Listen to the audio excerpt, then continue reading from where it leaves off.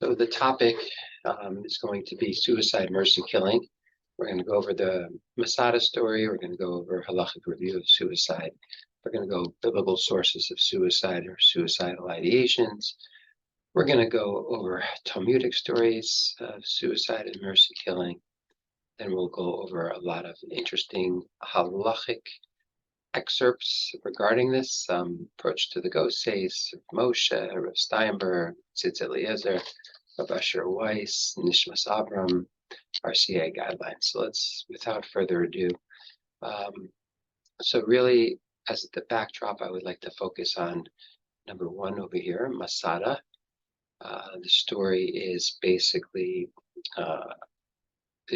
revolving around Josephus Flavius's version of the story that's found in the Jewish War. The first Jewish-Roman War was 66 to 73. The Sicarii was a rebel group. They were named for their small swords, the sicae that they would carry around, and they would assassinate some of the collaborators with the Romans. Menachem, the son of Judas, captured Masada. Masada was an old fortress that was built initially by the Hashmonaim way back in, let's say, 100 to 200 BCE, but was rebuilt by Herod in the early CE years. And then in around 66 or so, Menachem captured Masada from the Romans and then continued to Jerusalem. The rebels fought with each other there.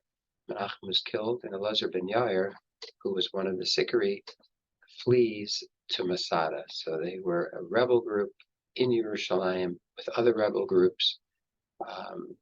It's unclear if they were really good people. In fact, it says in the Jewish War that they killed 600 women and children in En Gedi on their way to Masada. So they pillaged other Jewish villages. So it's not so clear how good they were, obviously. Flavius Silva in the year 73 surrounded Masada with about 8,000 Roman soldiers and probably 10,000 more helpers. 960 people died, 2 women, 5 children survived. That happened on the 15th of Nisan. The story is told that Elazar ben Yair knew that the Romans were about to come in, and he did not want the wives and the children to be dishonored and turn into slaves and perhaps have to convert. Not perhaps, had to convert. So he told them that they should rather die. So they assigned every husband would kill his wife and children, and then they had a lottery, and then there was 10 people left. Those 10 people killed everybody else. And then they had another lottery, and there was one person remaining who killed the remaining 10, and then he killed himself. It so happens that 2 women and 5 children were hiding in one of the cisterns and came out and told Josephus the story.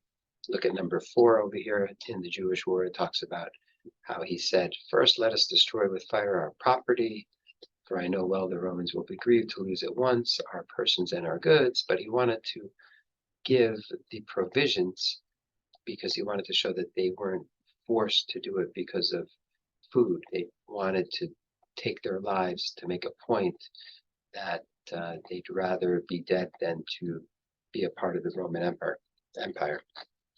It so happens that history repeated itself in the year 1190.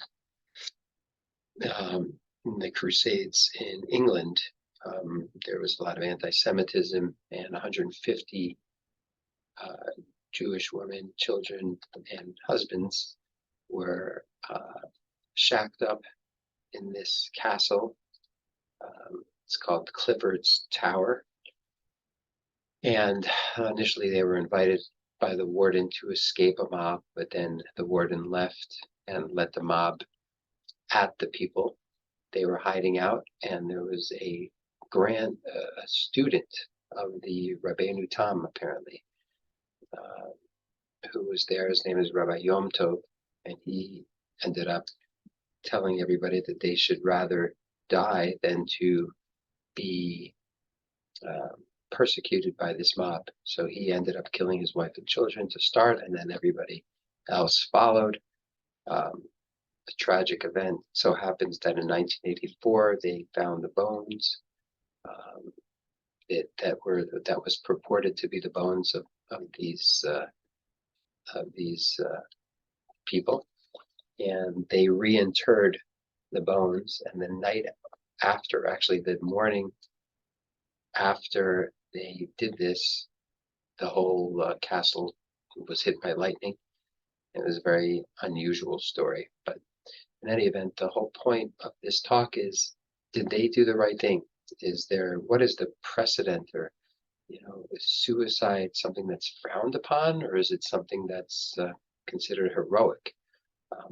There's a side note that it's unclear if Josephus was even telling the truth. It so happens that in Yotapata in the year 67, Josephus Flavius, he was a soldier for the Jewish people, and he convinced everybody to commit suicide until he was left over with one other person, and then they decided to give themselves up. And this is the origin of whether or not Josephus Flavius was actually a traitor or was he a hero. So it's unclear if the events really did happen, but let's say they did happen. What is the idea? Is this something that is frowned upon, or it's something that is venerable? And that's what we'll talk about. And this is probably one of 10 parts.